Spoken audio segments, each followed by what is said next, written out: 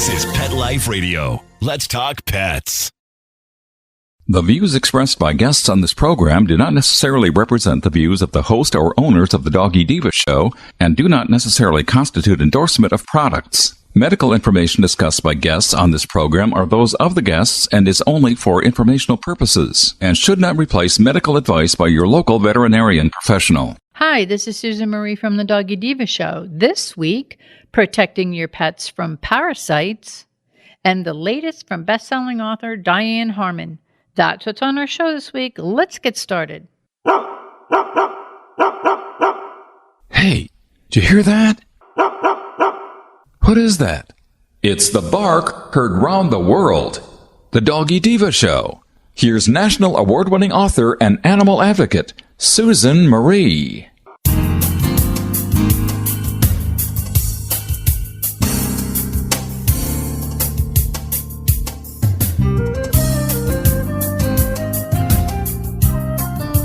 Hi, welcome to the Doggy Diva show, the show for animal lovers. I'm your host, Susan Marie, and as always, I'm joined by my canine co-hosts, the Doggy Divas themselves, Francesca, Coco, and our newest little diva, Miss Olive.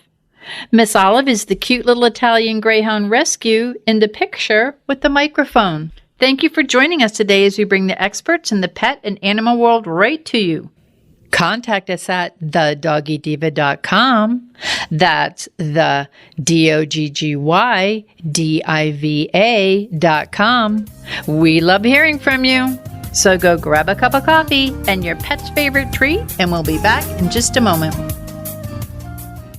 How many of you have pets? My hand's raised. Now think about how lucky you are to have such a sweet little pet in your life, and that pet is lucky to have you too. But unfortunately, there are countless pets out there that don't have a home to call their own. However, Bob's from Skechers is trying to change that. So we developed Bob's for dogs and cats to help pets in need. With every purchase of adorable Bob's footwear or fun, stylish apparel, or even the cutest Bob's pet accessories, Skechers makes a donation to Petco Love to help save shelter pets. And with your help, we've already saved the lives of over 1 million pets and raised over $7 million.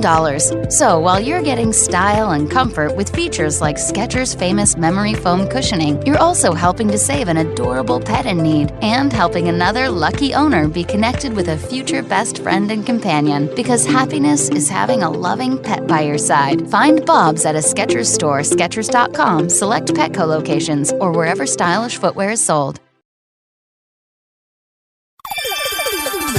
Let's Talk Pets on PetLifeRadio.com.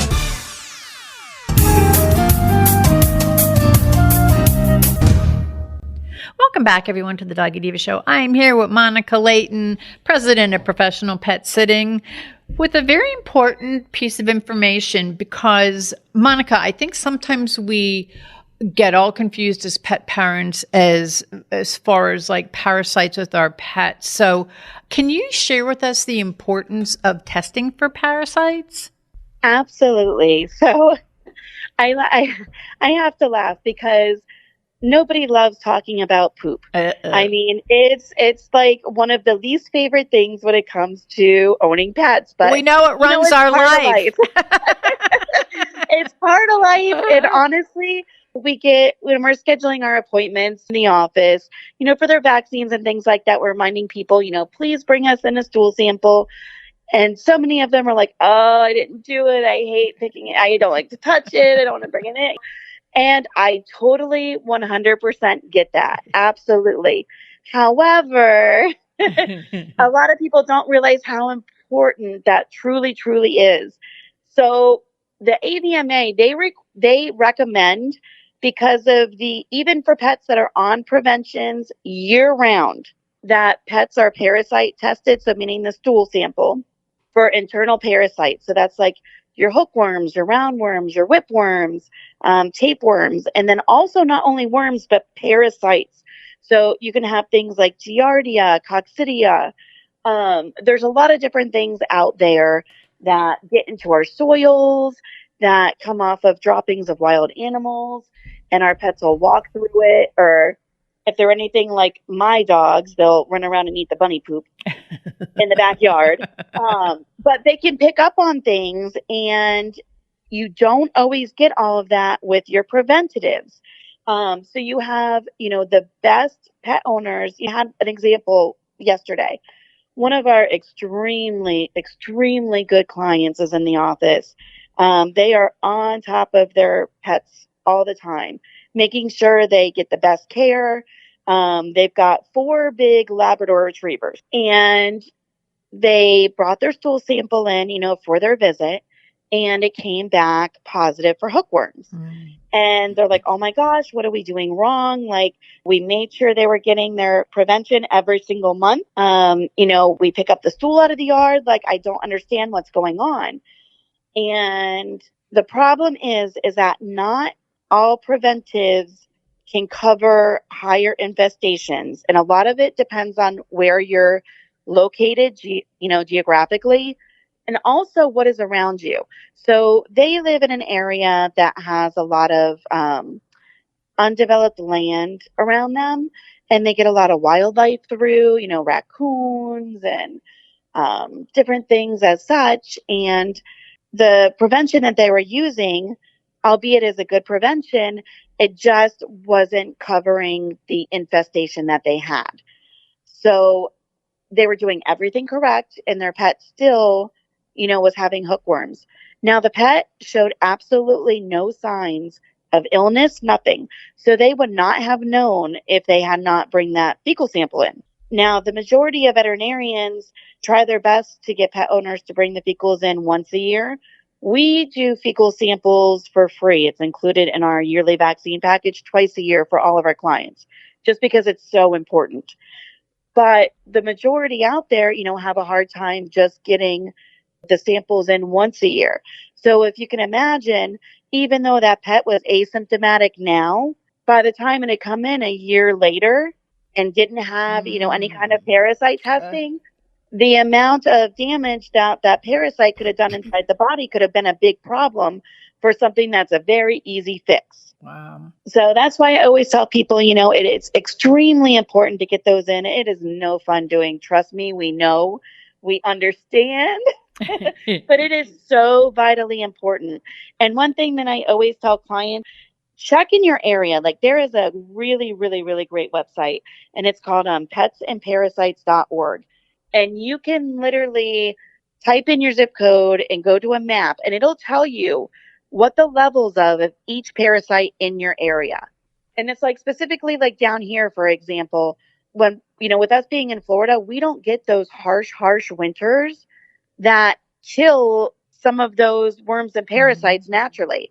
They thrive in our specific climate. And when you get wild animals that have that and they're trotting through your yard, they're going to the bathroom, it's dissolving into your yard, then it's spreading in your soil. And then your pets are walking through the soil, they're licking their paws, and there you go. Yeah, and I think that people don't even realize that, Monica. They think, I keep my yard all picked up. My dog's waste is gone. And all it takes is, we live near, it's like a nature preserve. So we have everything coming through our yard, and we hose down the yard. We pick everything up that we find in the morning before we even let them out. And it's like, it's being proactive, and bringing in the stool sample is definitely a part of being proactive in all this.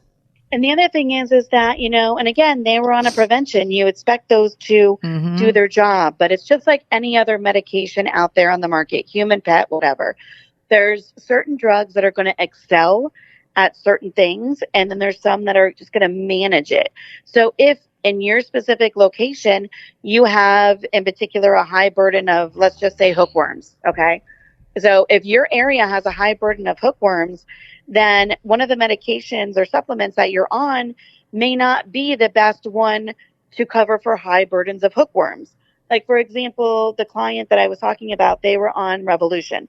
They had no problem with it with any of their other pets, and it done them well for years.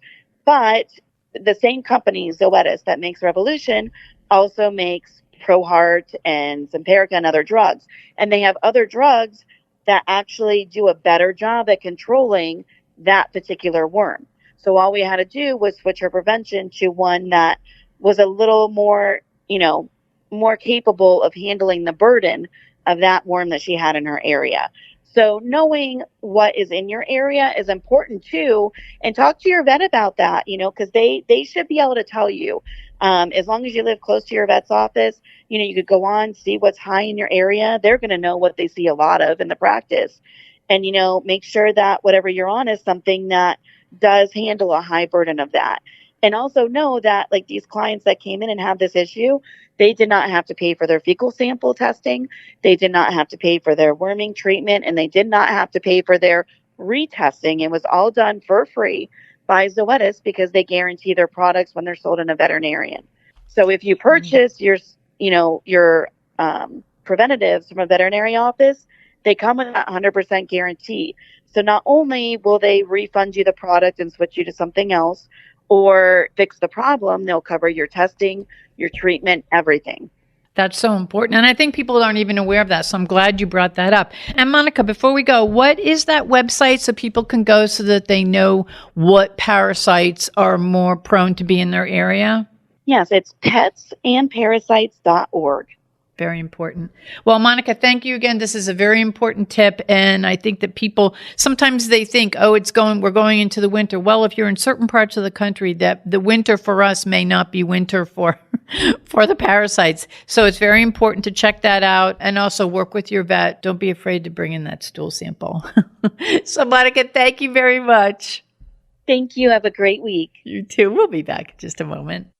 Hello, everyone. Susan Marie and Miss Olive here to introduce Miss Olive's third book in the Doggy Diva Diaries, the trilogy of heartwarming and inspirational stories about Miss Olive, a lonely little rescue pup hoping to find her forever family and friends and a life filled with love. In the third book in the series, Miss Olive finds her forever winter wonderland. Miss Olive wonders about the true meaning of the holidays, and she discovers that the greatest gift of all is the joy of giving and sharing love and kindness with her forever family and friends.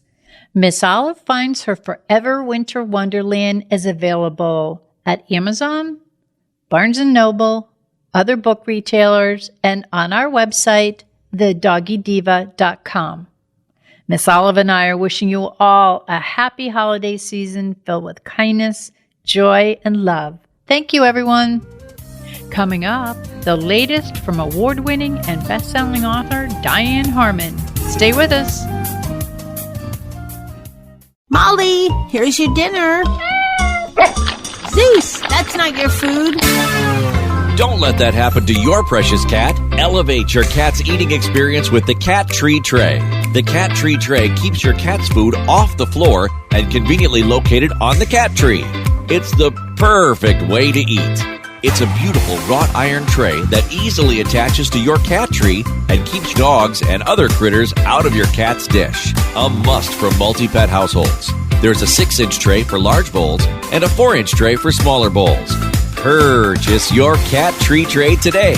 Go right now to cattreetray.com. That's cattreetray.com. cattreetray.com. Let's talk pets Let's talk pets on Pet Life Radio. Pet Life Radio. PetLifeRadio.com.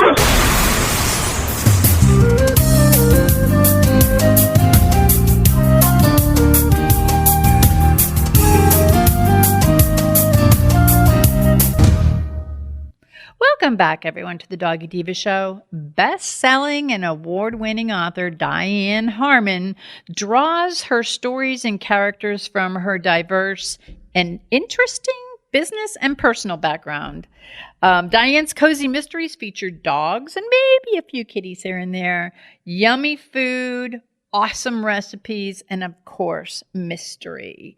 And her books top the Cozy Mystery Amazon chart and is #1 with USA Today. She's a best-selling author, and she is here with us today. And I have to tell you, to be totally transparent, I refer to Dianne as the queen of the cozy mysteries. So here with us today, Thank you. Dianne Harman. Welcome back, Dianne.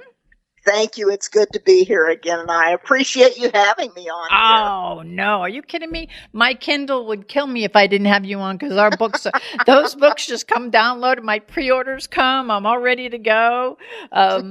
So for the listeners who may be new and aren't familiar with you, can you just tell them a little bit about your personal background? It's so diverse and very interesting. Well, it is diverse. I originally was an antique and art appraiser, and I had, a large international company for a while, and then I became rather disenchanted with people, and I dealt with very wealthy clients. I was very fortunate to have an insurance company that did high-end insurance, and so the people often were very attached to their things. And I remember one appraisal where I came in at about 1.2 million, and she was just horrified. What would she tell her friends? It was at that point I thought, I can't do this anymore. So I did a 180 and opened two yoga shops, if you will, studios, and did that for a while. And then my husband got into politics, so I became a political wife. And the day he retired, and I put out my first book, and it has been going since then. So it was a few life changes in there. So now, how did all of this, because I read it in your books, there's a lot of it in there, but how did this influence your writing? I don't think, I should not. For me, there's bound to be tidbits of whatever in my writing. You talk to someone, they say something, a situation that you encountered. One of my series deals with an antique and art appraiser. Yep. And so, yes, that's going to come into play. Some of the ones I was on, of course, I changed the names to protect the guilty, if you will. So that never comes back to haunt me. But I remember the very first antique appraisal I did, a woman contacted me and wanted me to do her Avon collection. Now, people do collect Avon, and there are some pieces that are quite, pricey, if you will. But her whole house was Avon, and she had erected pedestals with lights from the ceiling for things. And I looked at them, and most of them were very, very common items. And I told her, I said, I'm afraid that the cost of the appraisal is going to be more than what your collection is worth. And she didn't care. She was wrapped up, and that was the start of my appraisal business. So some of those things do come into play. And politics, sure. Some of my books are politics. Having been there, having been behind the scenes, I have some life experience to draw on from that. A lot of the books have attorneys in them. I think I'm the only one in the family that is not an attorney and didn't want to be an attorney. I figure they keep me around because they need me for something various. But those are things I know too. So sure, you're bound to do that. Some take place in California because I know that well. My son and daughter-in-law lived for 20 years in Seattle. One of my series takes place in the Northwest because having visited it so much, I'm pretty comfortable with that. Colorado's in one of mine because I actually lived my first few years there in Denver. So yes, you're bound to, I think, bring a lot of your life experiences in. So saying that's for the type of books that I write.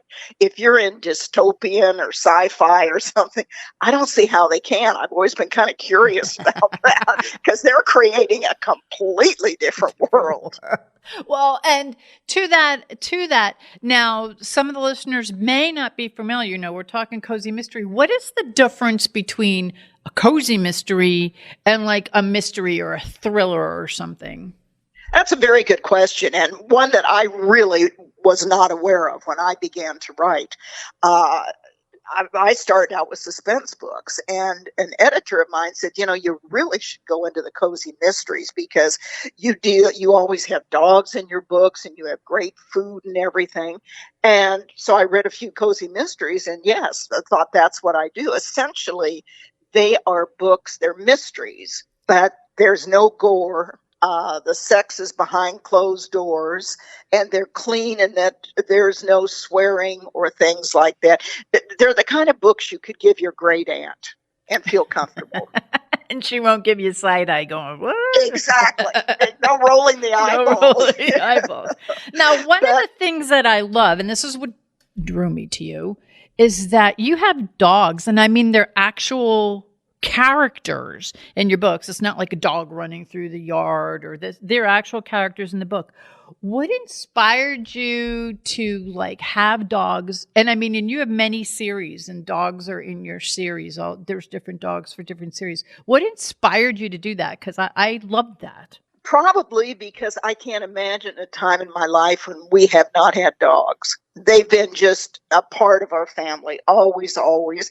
And I think dogs are incredibly astute. They sense your moods. They sense what's going on. They let you know when, in my case, my husband's probably down the street 3 blocks because the dog will get up and go to the top of the stairs. So, and that just kind of, because I love them. And a lot of people feel like I do. They're part of the family. So I thought I just had to put them in. And you put them in, and they all have like kind of a pivotal piece. Some of them help to solve the mysteries, and definitely, yeah. And I find that to be very. I love it. It's entertaining to me, and I know that a lot of people who are animal lovers, that type of thing, it gives them that little extra, and you're not only having a cozy mystery, but you have that little extra layer. And going into the extra layer, and I think we kind of touched on this before, you've traveled all over the world, and I sort of live vicariously through your travels when I'm reading your books. But how have they influenced your characters and the destinations? Like, I know that one of my favorite is Chef Danny Rossetti, and she was over in France. It was the one before Jupiter. Chateau at the Chateau. Yes. France, I visited Provence several years ago and was there for a couple of weeks, and I became fascinated by that area. Danny Rossetti came about. I was beginning a series, ready to do a new series. And I've never been one to write to market. It's called, what's the hottest thing going? And then you write a book about it. People were doing that with the pandemic, and I think they all fell flat on their face. But, who wants to read about something you're experiencing? Escape. You want to escape. Exactly. I think cozy mystery authors do want, or readers do want to. Yes. So I did something I've never done before. I have a large newsletter, and I said, I'm getting ready to write a new series, and I'm curious, what would you like to see as far as character, etc.?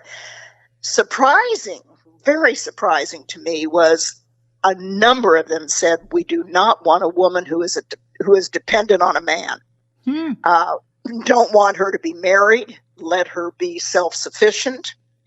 And would love to see different parts of the world. And that's what spawned the series.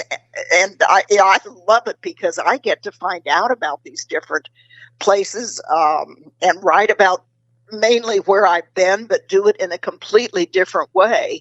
And then she has an interchange with the niece who she had to take on when her brother died. So I think it has, quite a different dimensions in it, but that's where the idea came from. I wouldn't call it writing to market, but writing to what your readers want to read about. And I think there's a difference. I think there's a difference. Well, and when you did that it was just so beautiful, and there was a wedding involved, and I don't want to spoil it for anybody who hasn't read it, but I mean the description, you do beautiful descriptions, and of course you have amazing food and recipes. I always have to have something in my hand to eat when I'm reading your books, because I go, oh my gosh, I'm so hungry. And I do your recipes too. My husband loves that. But what inspired you to have, because you have these amazing, like real recipes in there. Can you just tell us a little bit about that? Sure. I mentioned that my husband was in politics, and as such, he was a senator in California. So we had a home in Sacramento where we lived when he was in session up there. And I thought, as long as I'm up here, I might as well do some entertaining. And none of the other wives were there. They were either had jobs or whatever. And maybe there were one or two, but they didn't do anything. I thought, I'm going to start entertaining. And so we did. And we entertained 2 to 3 times a week. And I actually did fundraisers for my husband, 5-course dinners in our home. And we do them for 30 people one night and 30 the next. And I learned how to do it for kind of mass catering, if you will, which is probably what, Danny, some of that is about. But I had to try out new recipes, which I always did on us before I served them. And they had to be, when you're charging money for a fundraiser, it's got to be above a hamburger. And so, I learned to cook things that I hadn't. And I had a good time with it. I think my most special moment, though, was something I learned when it was February and we were, having a fundraiser back to back. And I had thought I'd make manicotti and do an Italian theme. So I made 60 manicottis. And 30 of them we were going to have the first night, 30 the second. Well, the temperature went berserk and went into the 80s. Well, I didn't have enough refrigerator space, so I froze a bunch of those little blue icy things and put them in the oven. And then I put all of the manicotti in the oven. And I thought that was probably my finest moment. Now that's ingenuity.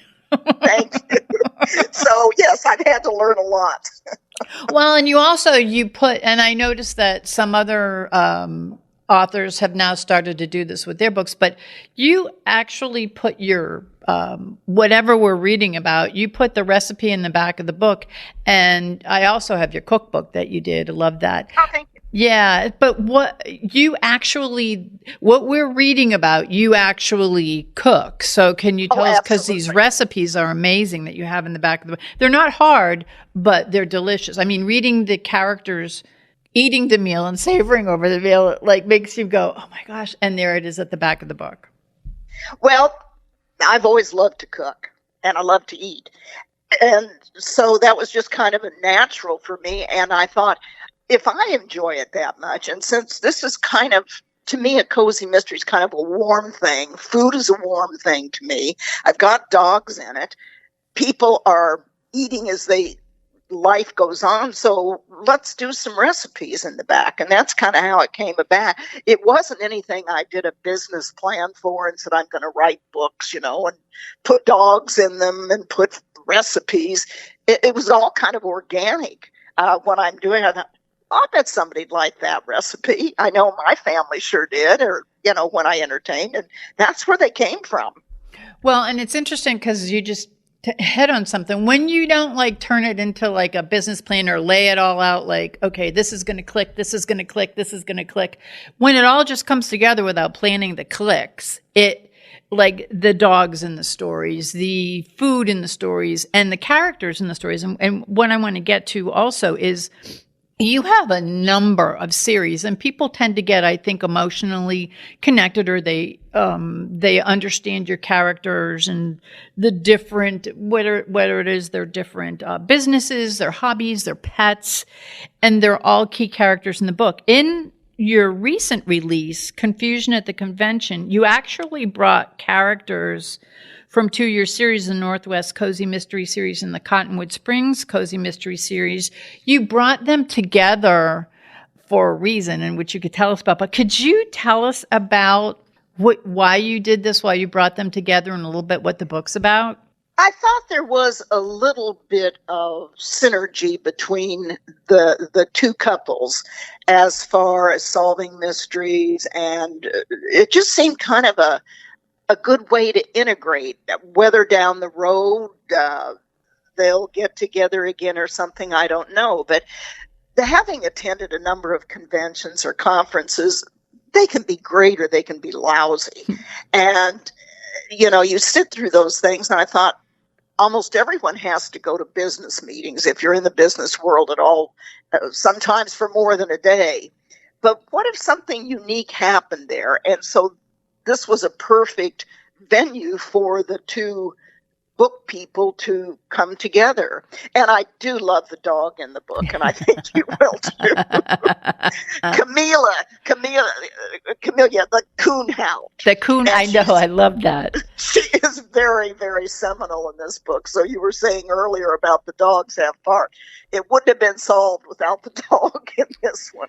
And that's what I love about your books, because they're actual characters. And to be totally transparent, you had featured Miss Olive, and she helped solve the mystery in her book. Yes. She was very seminal in it. And I think, just make them a part. You were talking about series and how you get to know the people. Probably one reason I write series is I read voraciously. And when I'm getting a book and I see a new book out by an author I really like, I go, oh, wow, it's in that series. I know all those people. And it's just like old friends. That's what it is. It's like old friends, and you get to know, where they live. I mean, you're very descriptive in like their home lives, their habits, their business, their pets. So it's like you get to be, you're like a part of their lives. And that's why you look forward to the next book to find out what their new adventure is going to be, what's going to happen within the family, how the pet's going to react. So, and that's what I found fascinating about this book, that you brought two characters together from two different books that are very well liked in their own series, and then you brought them together for this book with, of course, Camilla the Coonhound. And it's like a cosmic joy. Oh, that's a good term. I really like that. I'm going to use that. Thank you. One thing I do try to do is to address some of the things that are going on in the world, not to bring a downer sense. But I'm thinking of one of the books that is in the same series that Miss Olive was in, which is the High Desert series. And it's found out that a man had a child he didn't know he'd had. And that happens in life, particularly with all the DNA testing. We're certainly seeing that. Well, what are the ramifications of that? What would someone do if that happened, and how did it come about? And so, but not in a horrible way or anything. Just, this is part of life too. Divorce is part of life. Stepchildren are part of life, and that happens. And in fact, in the Cottonwood Springs Cozy Mystery Series, Holly, who becomes the daughter of Bridget, who is the one of the women who is in the book, the convention. Holly's mother is murdered in a church, and she becomes an orphan. Well, that happens. Maybe not for murder, but that happens. And then what? So while, it may be dogs and roses and things like that, there are some life things I do try to deal with. You do it really well. And while we're talking about Holly, I mean, that's one of my favorite series because it calls out to my inner Nancy Drew, and I'm sure so many of us cozy mystery lovers, the Holly Lewis series, it's kind of like a modern day Nancy Drew. I'm going to ask you what we can look forward to because I know you have a new one coming out pretty soon. But in the Holly series, I notice that there always seems to be like a social awareness, but it's layered into the story. It doesn't hit you over the head, but it's layered into the story, and it's like a real life thing, challenge or understanding that she's going through or her friends are going through, and they're real things. So I appreciate that you do that. And I think with the Holly series, it's important. Picked up on it. Yeah, no, I appreciate you picked up on it. The newest one that will be out next month is Holly and the Stolen Phone. And it deals with her friend's phone, which is stolen, which, seems like, who cares? Mm-hmm. But it becomes much more than that because Holly gives her word to her friend that she will find it before the end of the school year.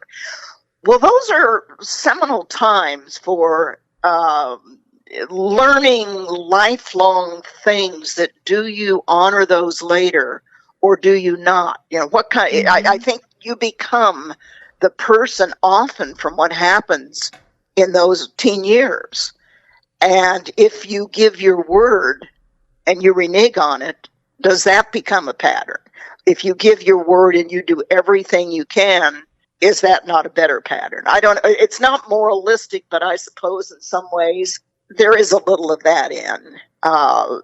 So yeah, I'm trying to bring in some things that certainly, having had children, and I have grandchildren, I see some of these things too in their formative years. Yeah, no, and the way you incorporate it into the Holly series, and just to touch really briefly on the Danny Rossetti, I know that her last book was at Jupiter Island, which is near where I am, and you incorporated my beloved manatees because, of course, she has a niece, and her niece has become very socially and eco-aware of things, and the things that she was learning, and she's a younger, I think she's 10 years old.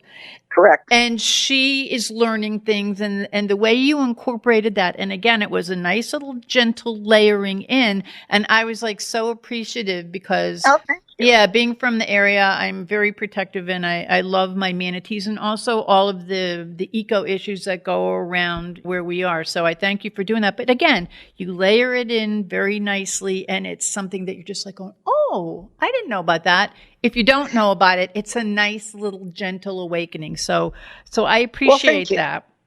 Thank you.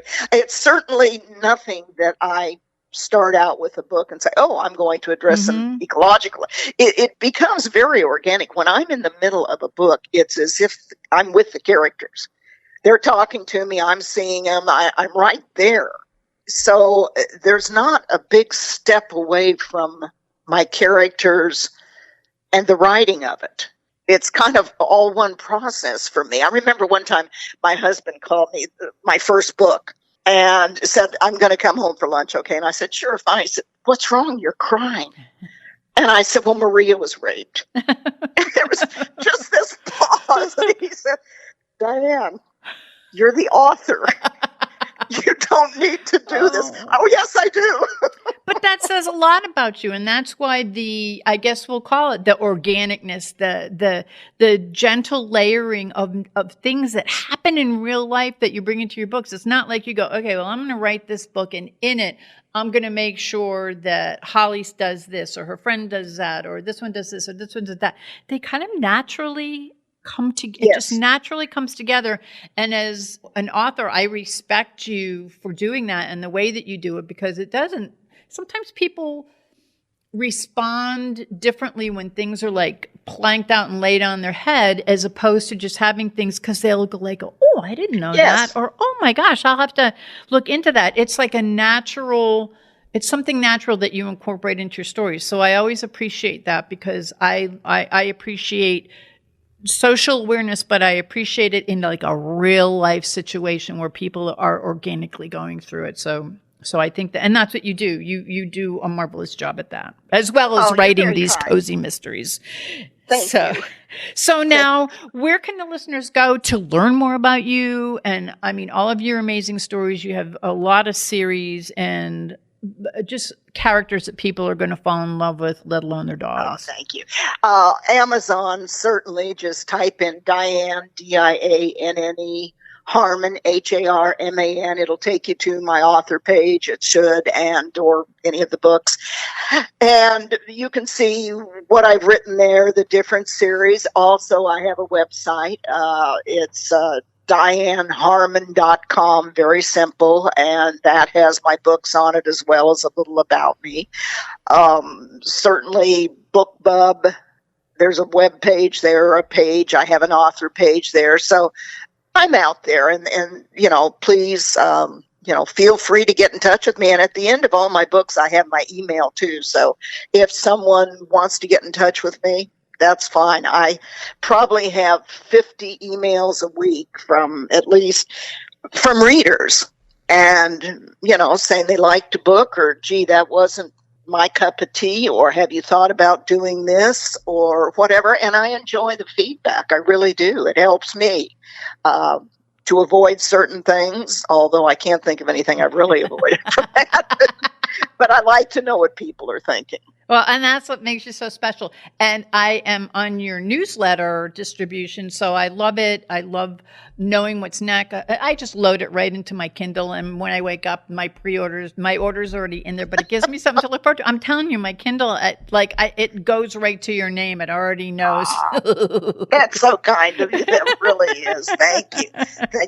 This is, I look at my husband, he looks at me and goes, this wasn't in our plan. How did this happen? You're up there writing, 7 days a week, and we're doing this and that. The only thing I regret with the pandemic is I have loved to travel. And almost every book that I have that is in a foreign country, foreign place, or, even Kauai, I've been there. So I can't write about something that I don't know. But I did find a man in England. We were conversing, and I mentioned this about the pandemic that just can't be traveling. And he said, well, I've really been in northern England a lot. Would you like me to send you some information on that? I said, well, I'd appreciate it. And he said, I've actually been, where Bram Stoker was and all of this stuff. So he wrote me reams of it.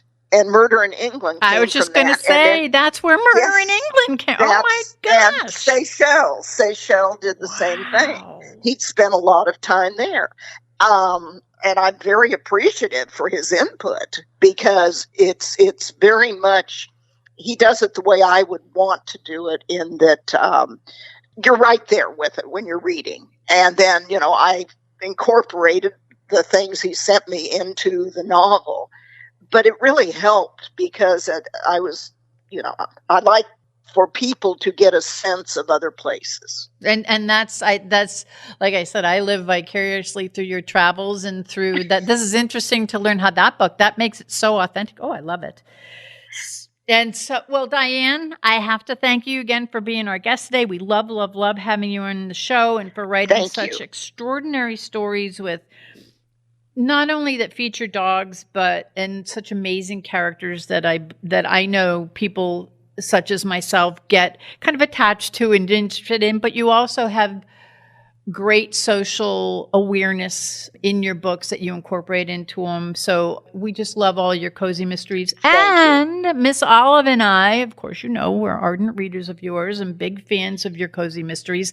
That for Miss Olive's favorite things, she has featured Confusion at the Convention as a holiday gift selection in the November-December holiday issue, where Miss Olive's favorite things is featured, Suncoast Pet Magazine. Well, thank you.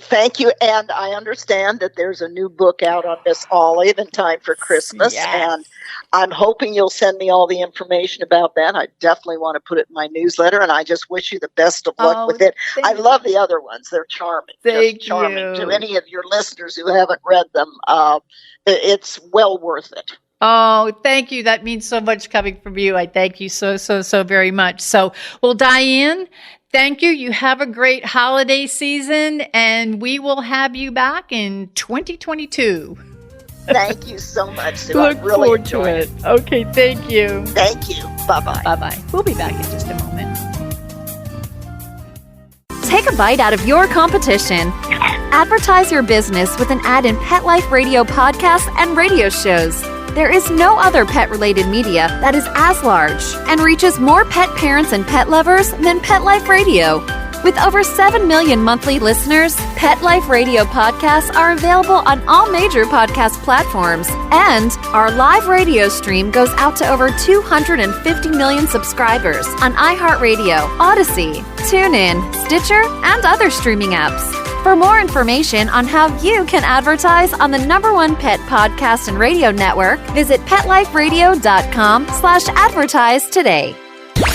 Let's talk pets. Let's talk pets On Pet Life Radio. Pet Life PetLifeRadio.com.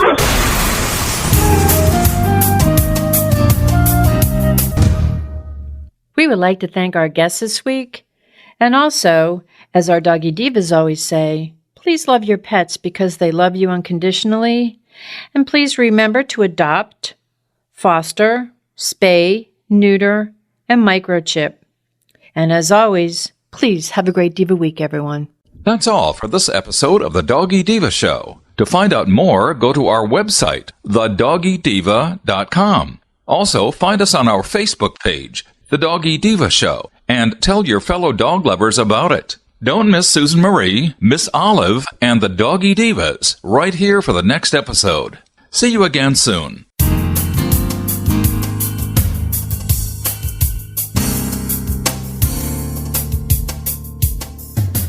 Let's Talk Pets, every week on demand, only on PetLifeRadio.com.